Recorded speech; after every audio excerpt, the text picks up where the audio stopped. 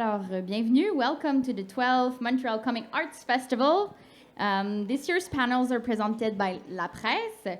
The next panel you are going to listen to is called A Whole New World. And let me introduce your host, Zack, Soto, cartoonist and editor at Presse. Thank you. Bonjour, hello. That's my new thing. Bonjour, hello. Okay, so a couple of us did think that we mistakenly thought that the panel was an hour later. So that's what I'm going to blame the fact that I'm using notes to make sure I get some introductions in order. Anyway, Gabriel Bá is a cartoonist you know from amazing work on Umbrella Academy, Casanova, Day Tripper, has done a lot of work with his brother Fabio Moon, anthologies, all kinds of stuff. So, yeah, anyway, Gabriel Bá. Give it up. Okay. Cab, local cartoonist, amazing, extraordinaire, won the Best Book Award of all time the show this year. Checks out. For U-Town. Yeah, all right. And did another book called Nuclear Winter, and is amazing. Cab.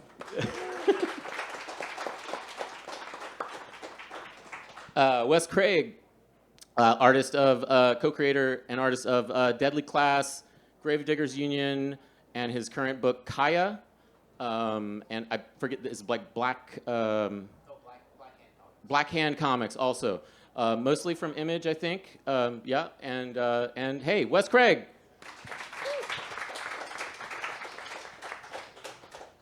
All right, cool. I promise this will get chiller. So, anyway, world building is kind of the framework of which we're talking today, and I guess the theme of the festival this year is actually like creation, right? Am I correct in this? Okay, cool. I don't want to draw a parallel that is not true, but I mean, so as from the very like moment that we start looking at the festival that we're at and the poster that is on the screen here that Cab so kindly drew, we are looking at sort of the inception of a world, visually and conceptually. And as I'm an editor, but I'm also a cartoonist. So when I think about comics, it's a mixture of plot and visual and thematic concerns, right? So occasionally we're all probably going to, my questions will maybe seem nebulously directed at one or the other or both. So, bear with us here, I guess, or me at least. But phone turning off thing. Anyway, so okay, there we go. So if there we go. The term like world building, we think like when I think of world building, I'm like, oh, J.R.R. Tolkien or Dune or whatever, right? But like world building can mean so many things because when we make a comic, we're literally constructing every element of what we consider to be the reality of the protagonists and all the characters. So I was wondering if you guys could talk about, because you've all done work that's based in reality more or unreality, the fantastic. And so I was wondering if you could talk about the distinction between, or if there is a distinction for you between like coming up with and populating a world almost from whole cloth and one that's more like based on reality. Yeah, it's. I think the first thing that popped into my mind when you were saying that was just like kind of establishing the rules of the world, like what works and what doesn't work. Like working on Deadly Class, it's like based in more or less reality, a heightened reality, as the TV people called it. But it's kind of like nothing can happen in there really that can't technically happen in the real world. I had one drawing of this character Saya, and it was just based off this Daredevil drawing that I loved when I was a kid, and she's like running along like a cord in the sky, like with her Converse and stuff, and I was like, no, it doesn't, like, it's like I put it in there because I thought it was fun, but I knew when I was drawing it, I was like, technically, no one can actually do that, no matter how much they study the martial arts and how much they're like a ninja and so I was kind of like, this is the one time where I'm gonna like just kind of let that happen. But you kind of do it by feel, I guess, where you know when something's working and when it's not. And Kaya, the new thing I'm working on, it's like there's magic, there's dragons, there's all kind, there's all fantasy stuff. But with that, it's even more important to set rules, because if you just let magic or whatever else, or some stone or whatever else be like the cure-all for whatever plot problem you have, that it's going to lead to kind of, it feels fake to the reader, So it's like, I think it's even more important in that situation to really set down, like, okay, magic can do this, but it can't do that, and these what is permissible and what's not. Yeah, that's the first thing that kind of came to mind. Yeah, I think it's really important to establish rules, as you said, even in comics that don't have any fantasy or science fiction elements. For my part, in Newtown, one of the rules was like no cell phones. It was important to convey that at this point, almost fantastical times where we weren't reachable because it's part of the plot. So one of the rules was like no cell phone. So that kind of bases the story in the 90s, but it's never said. When I do fictions, I try to work outside of time. I don't like giving like a specific timeline. So it gives this sense of like out of time, out of place feeling to my books. But a lot of people have tried to guess where it takes place and when it takes place, but it's not really relevant. I think it's up to the readers and trying to figure out from the clues, from the environment and the society of when and where it takes place is kind of part of the fun, I think. Hello. I think it's what they said, because the rules, this is all what the cartoonists think about, but everything needs to work so it's invisible for the reader. So the reader doesn't need to realize or doesn't need to think there are no cell phones.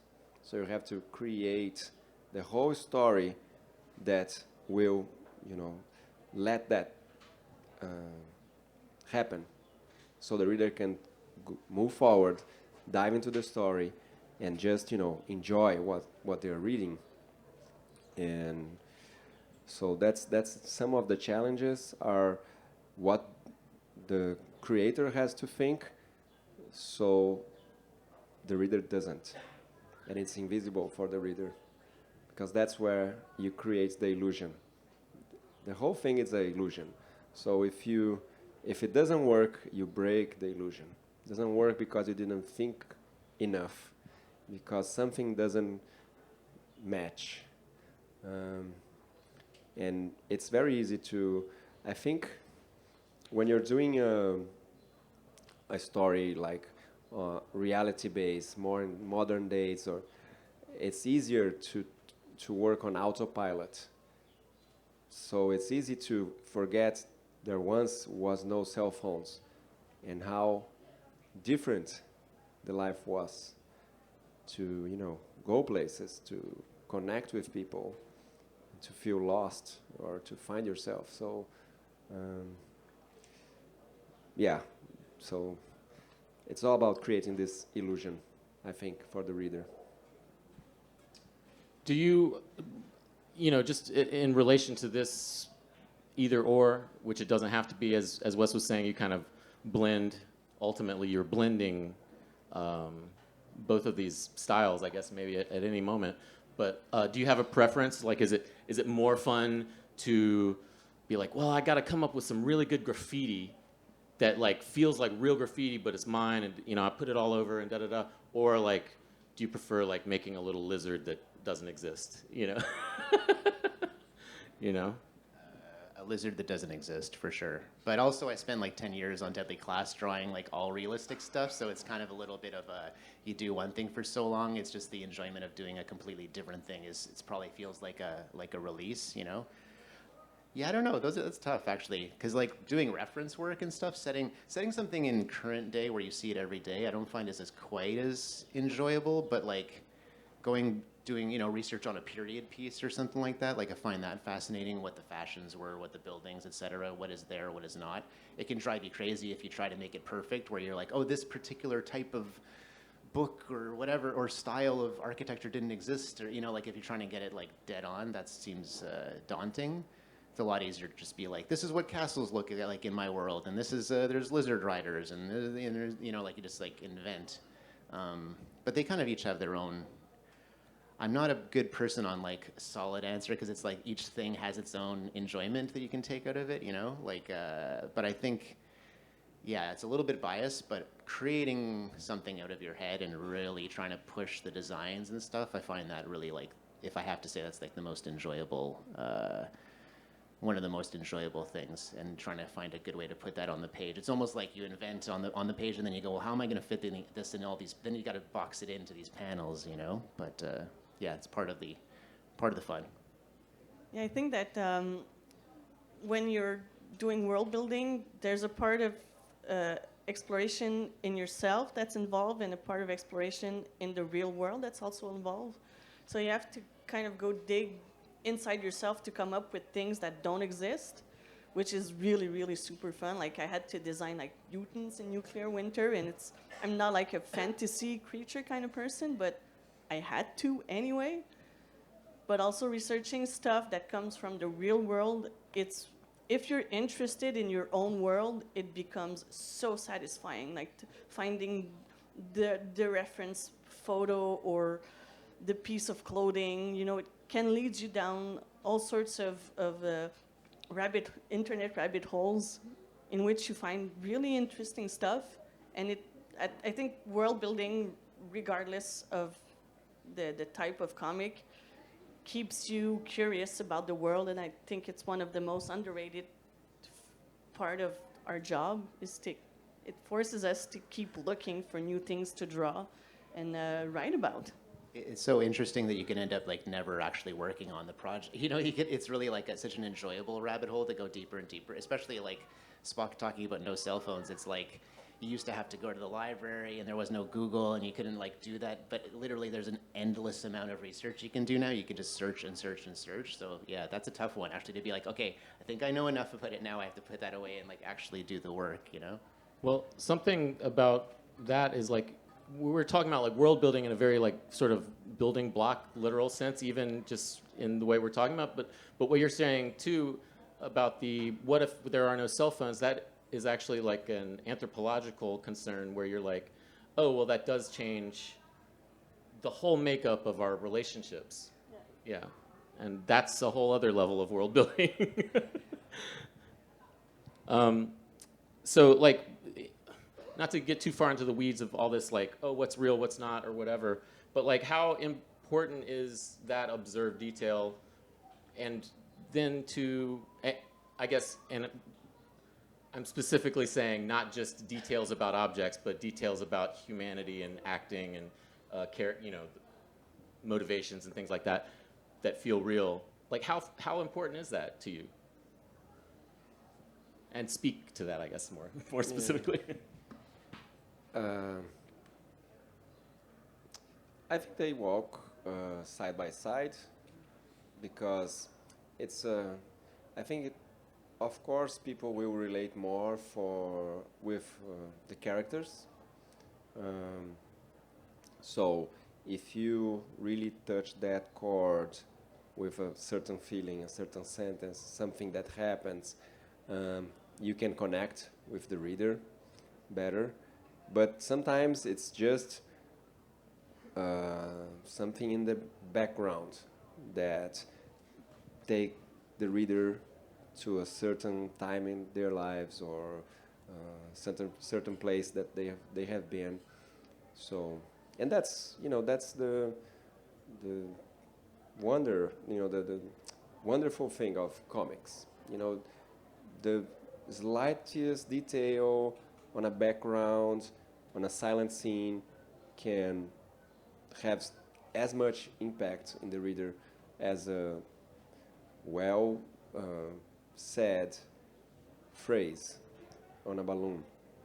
So, that's the balance. Yeah, I think. And yeah, I think it's, as you said, it's when you give your readers the time to explore your universe that it becomes interesting for everyone involved. You mentioned silent panels. When building a world or showing a world that doesn't quite exist to readers, it's really fun to allow yourself as an artist to just break away and stop the action for a little while, and give the readers a chance to just like walk around as you would walk around in your own comic. And I think it's important to take that time as an artist to just let it flow. Yeah, that's like a huge thing. I don't think it gets used enough, really. The silent panel, like, that's where the reader like enters the mind of the character, right? Where you're like, what is he thinking, you know, or what is he or she thinking? And that's really when you kind of dive into that character. I think it's like give as many of those silent panels as not, you know, don't make it. There's got to be dialogue. There's got to be stuff happening, but it's like those moments are key. And Not if you're Mike Mignola, they don't have to. But. he's the guy. But it's also yeah, like you're saying, like making the characters real and stuff. One thing that I'm doing in this book, which I find it's like going back to the research and tying into everything, really, is just like it exists in a world that isn't this world, and trying to do enough research again where it becomes invisible, to where you're not like pointing it out to the reader. But I'm like, there is no 2,000 years of Judeo-Christian like stuff on these characters. So like some of these, you know, so I'm trying to do the research where I'm reading Herodotus, or, you know, like just reading like really like or Asian stuff where that's kind of influence hasn't arrived yet, or ancient Greek where there is no Judeo-Christian thing and stuff, and trying to get in the mind of like, what do people think like when they don't have that guilt and that, you know, like like all those things that are wrapped up in there, like that's how they would think. And then it's like, yeah, just not pointing it out in the story, but just trying to, very hard, because it's just in your whole life, you know, like very hard to get yourself out of your own head and try to be in that world. But again, a part of the enjoyment, part of the research that makes it kind of come to life. Yeah, it's like, where does guilt come from if we don't have all this? I'm sure the Greeks and the Romans were guilty, but they felt guilty, but maybe in a different way. Yeah, in a less, you know, anyway. So, like, when you are, first ideating or breaking ground on a new idea, you know, how does that happen? Like, how does that happen? Where do your ideas come from? Not like that. But when you are breaking ground on like a new idea, you have something that you're like, this is something. It might be like a particle of something that you just feel like you can accumulate pearl around or whatever. Like, what is the process when you? For me, I'm like, put a little notebook, bullet points, you know, and just let it stew for however long it takes. But how does it work for you? Like, are you note takers? Are you sketchbook people, etc., like that? Like, where is the work taking place? Is it all in your head, in the shower? Oh yeah, I mean, as someone wrote on Twitter, we don't need AI tools for writing. We have the shower, which I thought was like, okay, this guy knows what he's talking about. He's had the experience in the shower. But I mean, for me, there's a big stewing component. But if I have a flash or an idea, let's say, what if winter never ended because of a nuclear accident? If this idea comes back to me over the weeks, I know that there's a gold pebble somewhere in there. I think that's how I come up with my ideas. I'm like, there's tons of ideas. It's the one that stick that need to be explored. But I'm a note taker. I try to stay on paper as long as possible. The entire part of the world building, note taking, coming up with plot and whatnot, characters, needs for me to happen on paper, because when you write, you create a mental pathway that cements the good stuff. So I'll wait for as long as possible before hopping on the computer. And when I'm working on a story or plot or universe, I try to do as much menial tasks in silence. So I'll commute in silence, I'll wash my dishes in silence, because the brain always wants to resolve problems. So if you let the brain sit idle in silence, it will resolve plot points. It's how we're made. So over the years, I learned to pace myself when coming up with ideas and just let time do its things. For me, it works differently for every project I've worked on. Sometimes I agree that the ideas, they just pop. It's not something that happens every day, but you know when they happen. And I've been fortunate enough to be able to choose the projects that I work on when I know they are right. But each one, they develop themselves like differently. Some notes first. It's not.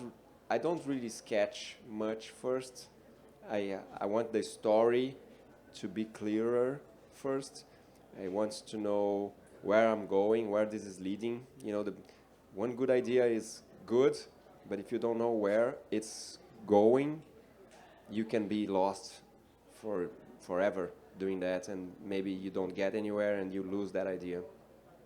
So I always try to see if I can see, you know, an end to that story that drives me to endure all the time I'll be working on it as well.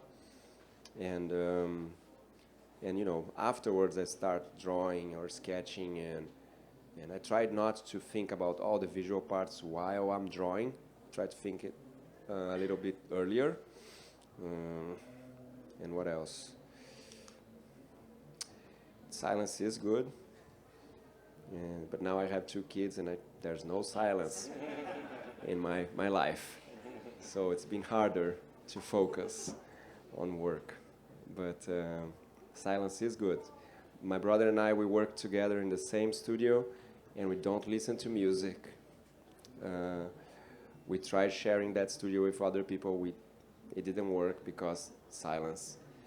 And we only like talk to each other, try to talk to each other about the stories. So otherwise it's just silence, head down, focus, trying to work. And that's really what works for us. Yeah, it's hard to hold yourself off from doing the sketching and drawing. It's like you want to, you're excited by the idea, but I think it's not, you know, everybody works in their own way and they have to play to their own strengths, but it's the same for me. Like, I don't draw until I've got it really figured out, because I've had things where I get deep into it in the writing, no drawing yet, and I'm like, it's runs out of gas or whatever. I'm like, I don't know how to end this, and it's like, it's a lot easier to end it in the writing stage than it's like I've drawn like half a graphic novel's worth of stuff, and I'm like, I don't know if this has the juice to see it through to the end, you know. And yeah, it's all the same stuff, but it's like some ideas pop up and they just die on the vine because there's just not enough stuff in them to really like make it into, like, that's a cool idea, but it doesn't have enough in it to really make a story out of it. And then there's other things where I just thought of one like 2 days ago, and it was just a silly idea, but then from that idea, it's like boop, boop, boop, boop. You can see like 20 different things kind of converging on that thing and turning it into something that could actually, like, oh, I could do that, I could do that, I could do that. It just like, grows so quickly. You it's know? like Katamari sticking. Yeah, it's like that. Yeah, like then you're like, okay, there's something there. I don't know. And then, but of course, the idea, it's always easy to do that in the idea stage. It's really the hard work of sitting down and writing and writing and writing until it like fills out, and then you know if you have something. But yeah. And I think like drawing at that stage is a trap, because as soon as you start drawing, you put a face onto a concept and you get attached.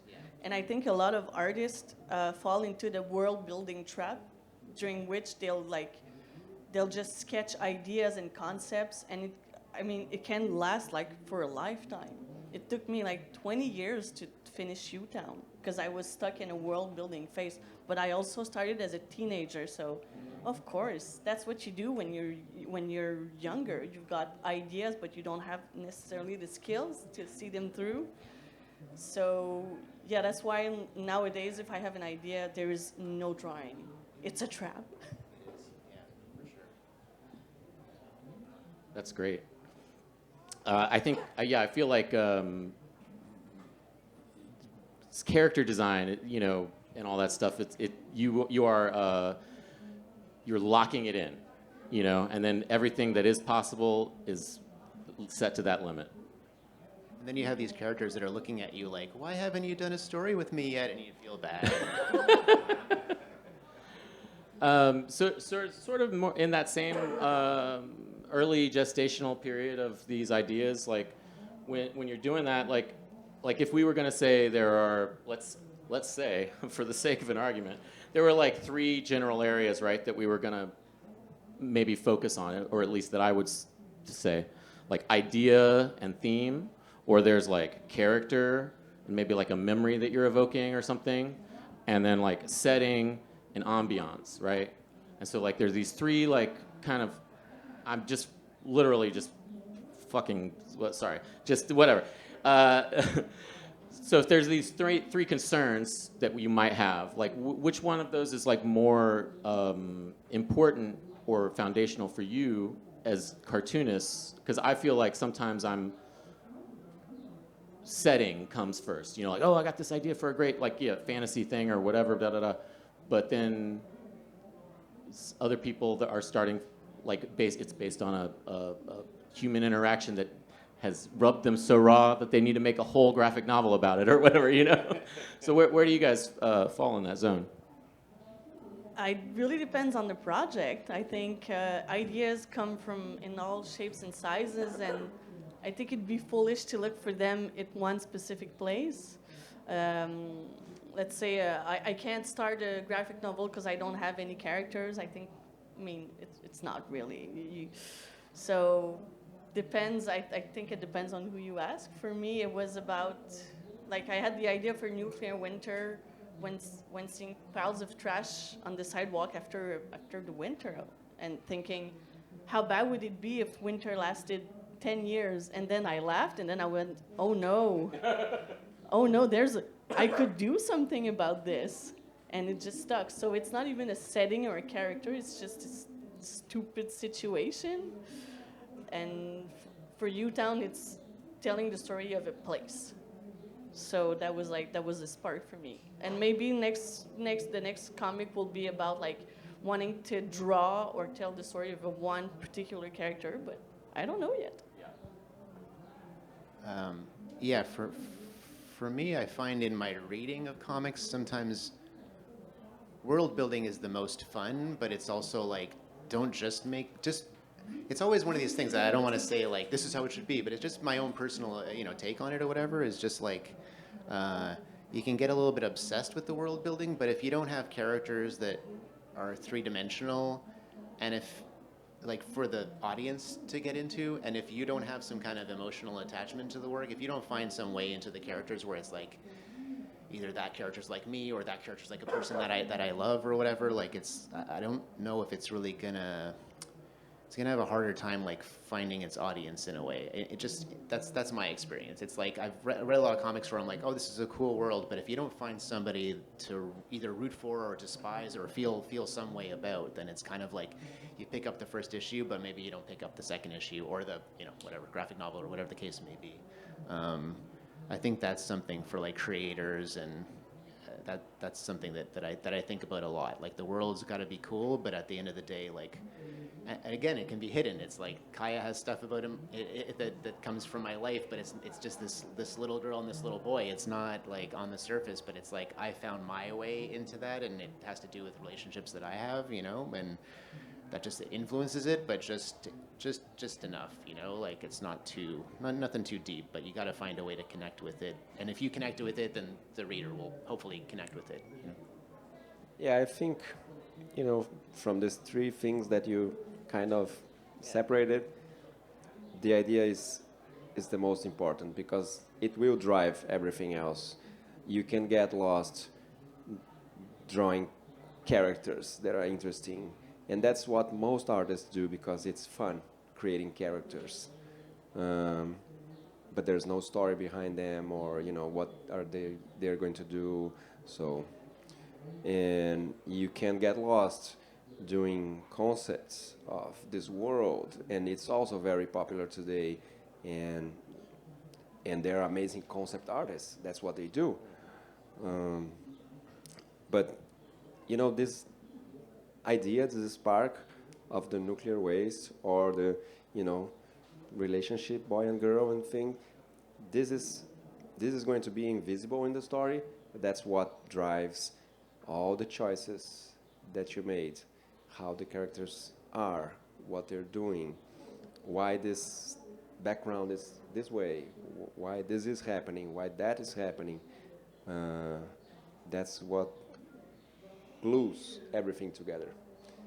And so I think the idea is the most difficult part and the most important one.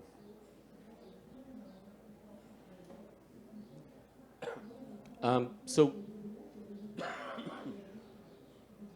I'll throw another statement out. It's like I personally find that in cartooning, one of the most important things that we do, or one of the most basic elements that we do, is to simplify, and to simplify like complex forms into easily readable things. Like what does a telephone look like, and all this kind of stuff.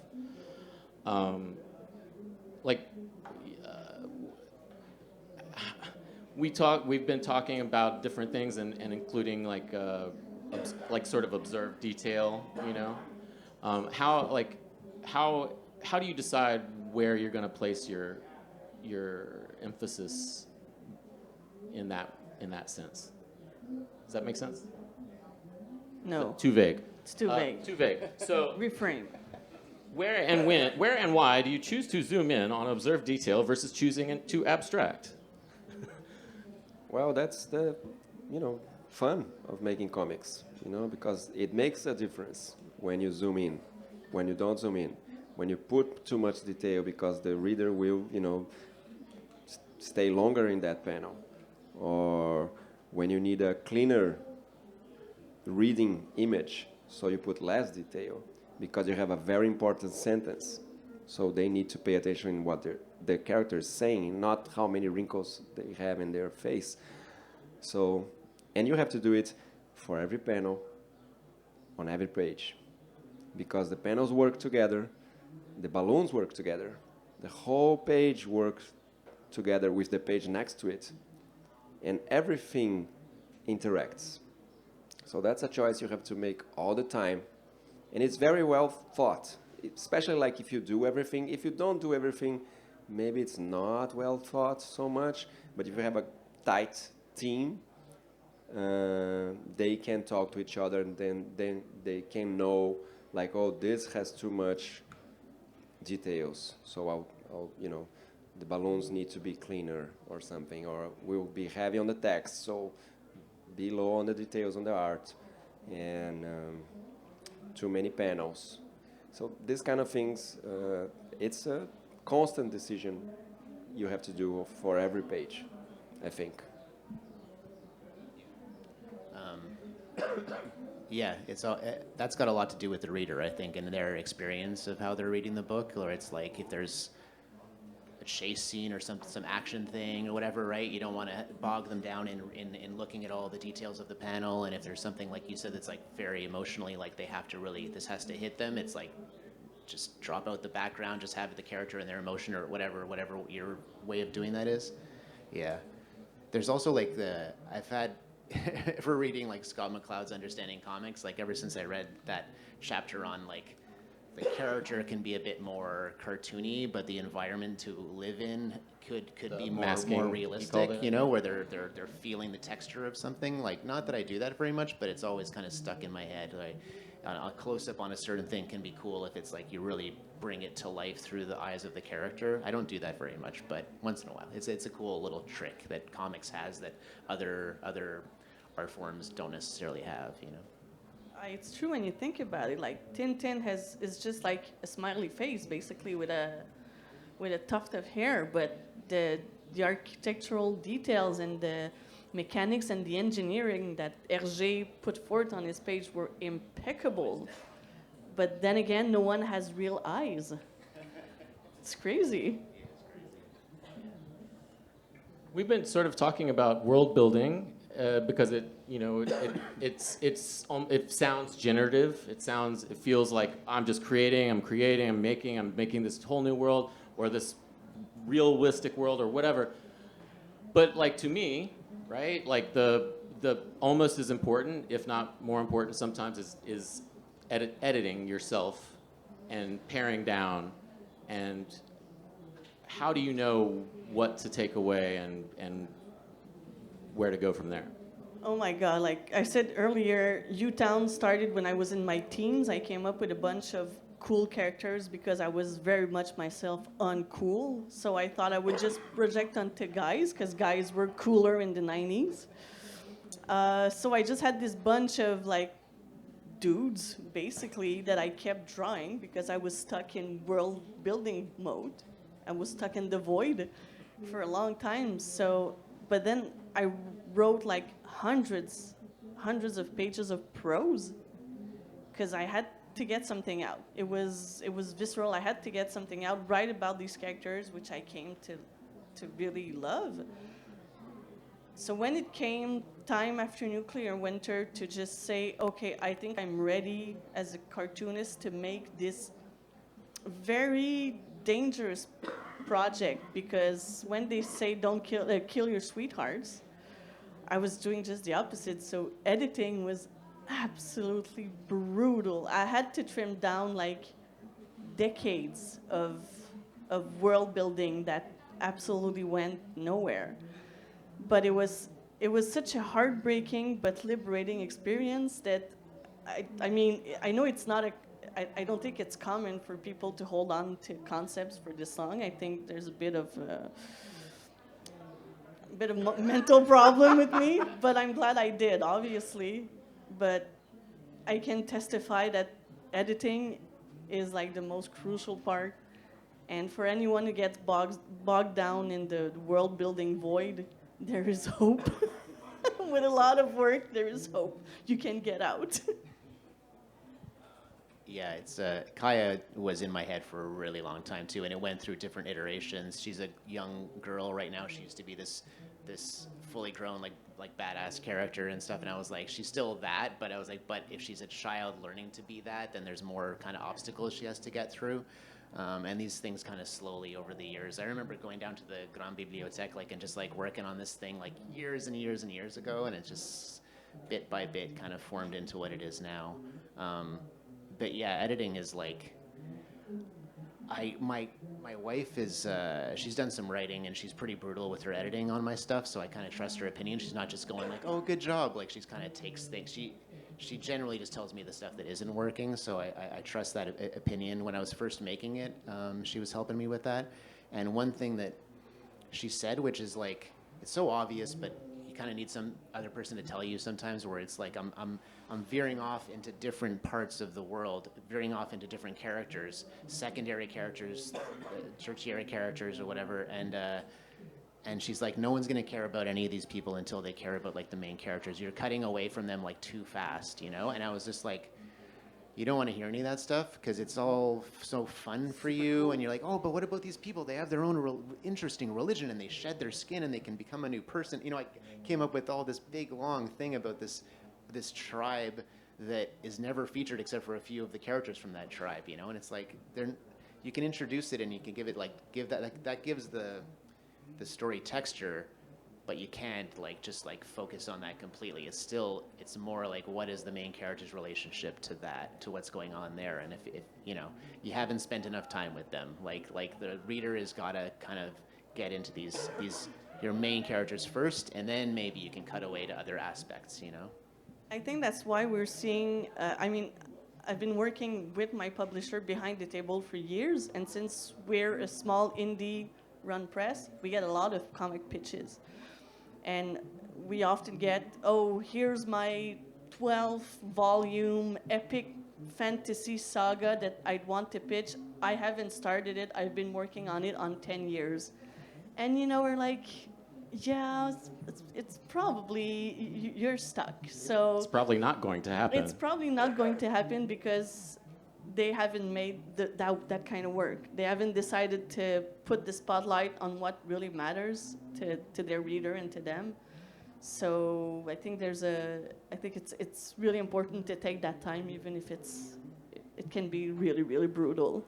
It doesn't pay the bills, but it's like you have to just do the work. You can't wait for somebody, a publisher, to be like, give you the thumbs up. Like if it's in you, you're gonna do it before anybody else gives you the okay, because it's like a fire that's burning inside that you gotta find a way to do it. And especially now, there's other ways. You can put it online. You can do things to get it out there into the world if you want.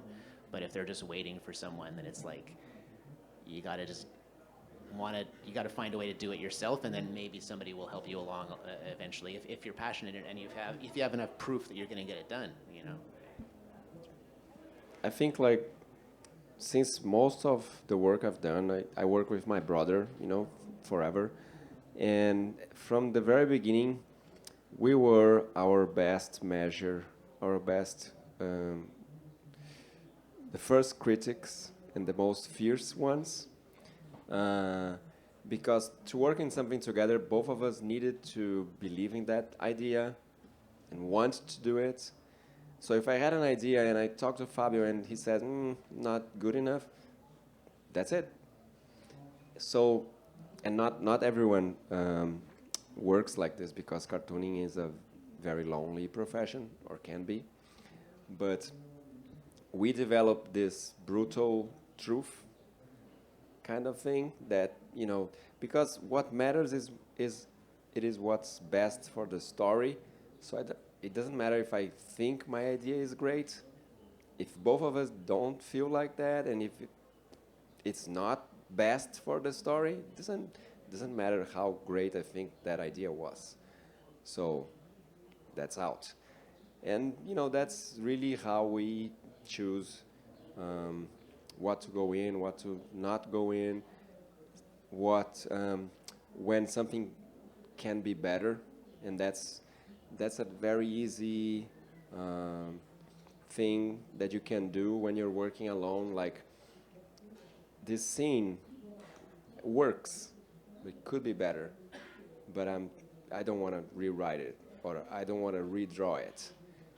If you're working with someone that knows you and can be totally honest with you and say, you could do better, this is not good enough. That voice, if you're working alone, that voice is inside your head. But sometimes you listen, sometimes you don't. But when someone comes from outside and say, no, then you just redo it. And it becomes better every time. So maybe it will take 2 or 3 or 4 times to get it right. But every time you learn something that you haven't seen before, and learn from your mistakes, and it's always better to trust your guts and erase everything, start over, rewrite that scene, maybe go forward and then go backwards, because everything in comics is connected. Maybe you need a scene in the end of the story to really click and help you with a scene that happened pages earlier. So it's never the reason to get stuck and give up. So maybe this is not good enough. You have to keep going. You know it's not good enough, but keep going. You have better ideas, I think. I think we both have we all have like writing or reading buddies. I think this is really, really important when working. It is a lonely profession, but having someone you trust and that cares about your work, first of all, is really fun. It's really healthy. It shows that you have good friends or a good partner, regardless. But having someone to challenge you and get you out of your head is so underrated, and it's so important. Like you, I had people tell me, okay, this is a cool concept, but why is this happening? Why are they doing this? And if your answer, well, is like, well, I think it's cool because I get to show this cool car, or this like this character gets a new haircut, and they're like, nobody cares. So you're like, yeah, okay, time to cut it. Just like, yeah, clarity is hard too. It's like other people need to see it with fresh eyes because you've had this thing in your head for forever. So your reasoning for why this is happening can be very clear to you, but somebody else can be like, I don't get it. And if they don't get it, they don't get it. Like you haven't done your job. You got to make it a little bit more, not to spell things out for everybody, but there might need to be some little fix that makes it a little bit more obvious. Yeah, sometimes the brains too starts to rot, and you need to clear this out. I'm making analogies. Well, I was gonna say too, like sometimes that it's good to. You're right. I 100% agree. It's good to have that editorial mind and to always be like, this could be better. This could be better. But beware the trap of this could be better to the point where you never do anything. The stasis from never being good enough is not good. You're better off publishing a bad version of your comic than throwing it away for the usually. I would say because you learn from that bad version, not because you just need more comics. At least to begin with, like maybe once you get a track record of finishing a few projects in a row, you can be a bit more brutal and know that you'll get to the finish line. But yeah, when you're first starting out, if you get into a habit of like there's editing but it's like give yourself a limit on editing or something where it's like don't finishing is the most important thing for a beginning cartoonist, I think, rather than making it absolutely perfect, because it will not be perfect because you've never done anything before. So just get it done and read it over, be embarrassed by it, do the better job next time, like etc. In my opinion, or my experience rather, you never see all the mistakes until it is printed and bound. So make a book, make a version of it, staple it up, make a mock-up, do all those things, because you can't assess until you see what you've done. Yeah, I hate looking at my comic right after it's published. Like I get it from the publisher, and I'm just like, all right, here we go, and I go through, and I'm just like, because you don't see any of the good stuff. You just see the panels that don't work, the faces that are weird, the whatever the case may be, and then it's like, if I look at it a few months later, then I'm like more forgiving. I'm like, oh, this is not bad. This worked. You can see the nice parts a little bit easier. Imagine finding out there's a page missing in your book. That happened to me. That's rough.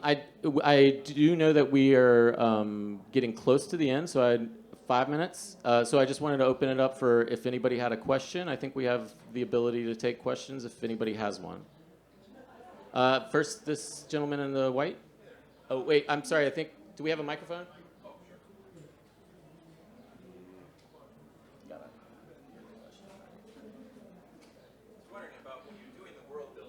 Please speak into the microphone, sir. Thank you.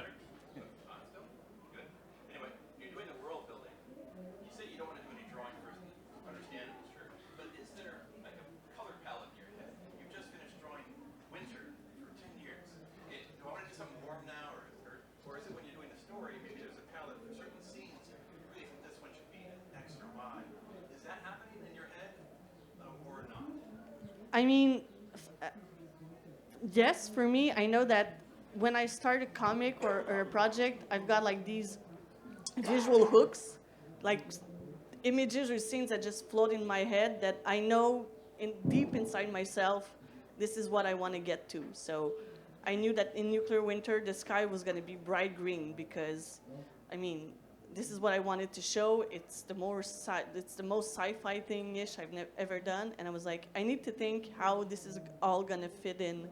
But for me, I have like certain color palettes at times. I don't think about it until a little bit later when I'm doing scene-to-scene breakdown and what does the scene need to be, and also contrast in a comic, like maybe one scene is hot, the next scene, you want to have ups and downs between right. This is hot, the next scene is cold, and like, I think of it a lot like there's no music in comics unlike movies and TV, and the music that we have is color, like that's as close as we can come. So I think a lot about what's internally going on in the characters, and if they're feeling depressed, then maybe there's more blues, less saturation. If they're feeling excited, it's a yellow poppy color. Like I think of things that are you can't really do that all the time because you have to be in the world, but sometimes when the emotions are really strong, it's like I'll give a note to my colorist and be like, this should maybe kind of pop more, or this should be kind of low key, or stuff like that. You were seeing a picture of a lot of sandstone and sand for Gaia, and so it's like, okay, I wonder if that was going through your head when you were Yeah, like it's like I was saying to the Jason Wordy is the colorist, and I was like, you know, I want to feel, he nailed it, because I was like, I want to feel the dry heat of this desert environment, and he really kind of like, I feel like he kind of really makes you feel that as you're reading it. Thanks. Thank you. I think we have time for one more question. I'm sorry, we had someone up here who was, yeah, no, you go ahead. Yeah, to the microphone, please. We have it on now. Hello. Okay. So obviously, when you're working in your world and you love your world, you have many ideas. We've kind of established that throughout the talk. But I was wondering how you decide like what needs to be established at the beginning and what can you kind of include throughout the story, because you don't want to info dump on your readers all this stuff, but you still want them to understand what's happening. I was just wondering what your opinion is on that, how you go about that. What do you do through osmosis, and what do you spell out? Yeah, and like when does that happen? Is it the beginning of the story? They need to know what this is going on, or is it near like kind of the middle? They can gradually tell them about these things. Yeah, that's kind of connecting to overwriting these other characters and stuff that I was talking about before, where it's like I'll kind of write out in each scene like, what does the reader have to know, like what do they absolutely have to know, or else this scene doesn't work, and it's almost like everything else like cut it, you know, because I don't know, like we overthink about how much the reader needs to know about these things. Like I just finally read all of Akira. I read it in bits and pieces, and I loved the movie when I was a kid, and it's like he doesn't explain anything in that book. Like there's just, he just lets it go, and you don't need to know the history of this character. Why is this character always fighting against the government or whatever? Like, you don't need to know any of this history of their parents or blah, blah, blah. You feel like it informs them, yeah, but you don't need to know what exactly happened. No, it's just, this is what this character's about, and you see through their actions what they're about, you know? So it's, and yeah, a lot of it feels like background stuff. So again, to each his own, but for me, it's always a tough one in comics or TV or anything when exposition, especially in a first episode or two episodes or whatever, I feel like it's like you can feel like the writers of the thing being like, please watch our show. There's so many cool things. Like, just be cool, and you know, like let it flow, and be like, this is going to be the coolest story you've ever read, and just, you know, just that. Just write with confidence instead of trying to fill in every single thing that you think is important, you know. And I think it works better too when you drop it in. It feels more natural when you drop it in like later on in the story as it unfolds. Yeah, I think the best way to see a book is that it's a story. It's not a manual. It's not an instruction book, and it's not a sales pitch. You're not trying to sell your story to your reader. So having a character work as a proxy for the reader. Maybe if in a fantasy universe, you'll have someone who just dropped in who doesn't know anything about the world. Well, the reader learns about this world through their eyes. So if I think being a comic book writer is having like infinite empathy. You have to put yourself in the shoes of both your readers and your characters. So just, yes, as Wes said, Mr. Wes Craig said, dropping in hints as your character is finding out about the world and the plot line is a good way to not get lost in the need to, you know, explain stuff. It's what they said. And it really depends on each project, you know, like more reality-based stories need less explanation, so you can put the very important stuff when you need it. If you're in a fantasy thing, you have to choose how you start telling your story so you can, you know, feed your reader what he needs to know to understand that world and follow the story. So if it's more organic, it's always the best way. If you put your, you know, if you can put your reader in your character's shoes, it's always best also, because he can experience the story together, and it's a more organic way as well. But there are endless possibilities. I don't think it's used enough, and I like to do it, but it's not used enough. Like, you can even have a narrator, and he's giving you information that your character doesn't know, and that's a way of also telling more than your character is doing and your character is figuring out. So there's all these ways of feeding what's about this world, what's about the story, but putting up a spreadsheet is always the worst thing that you can do. But it's a way as well. Like, put the first page, blah blah blah blah blah blah blah blah blah, bah, story. There are stories like that. It's okay. Just don't overdo it, because that's not the fun part. Not for the creator and not for the reader. Yeah. Yeah, thank you. It's just a hard line to walk, so I was wondering what your opinions were. Like about this spreadsheet, or put the front page, pa pa pa pa pa pa pa, and start. Isn't Star Wars like that? It is. And doesn't it work? Like, they don't explain anything on that text. They just say the galaxy is on the vibes. It's just they put it right in, and what? Then that's it. Yeah. Yeah, there's a difference between like setting up context through text and just dumping exposition. It's a fine line, but Star Wars works great. Anime and manga do this a lot. They'll establish the world and its rules in the first 5 minutes, and then you're set. And it's fine. It really works. And you can use it to be kind of like set up, like the beginning, the first 2 pages of Umbrella Academy is kind of like, it just sets up, this is a wild world and all kinds of crazy stuff, but we're not going to explain anything right away, but this is, like seeing like the father take off the mask and all that stuff, and yeah, that can be fun too. Yeah, there's a lot of different ways to do it, for sure. There's tone setting is very important. Well, look, I think we're out of time now, so thank you so much to everybody here, and thank you to you guys out there and for your questions. I don't know. Yeah, have a great fest.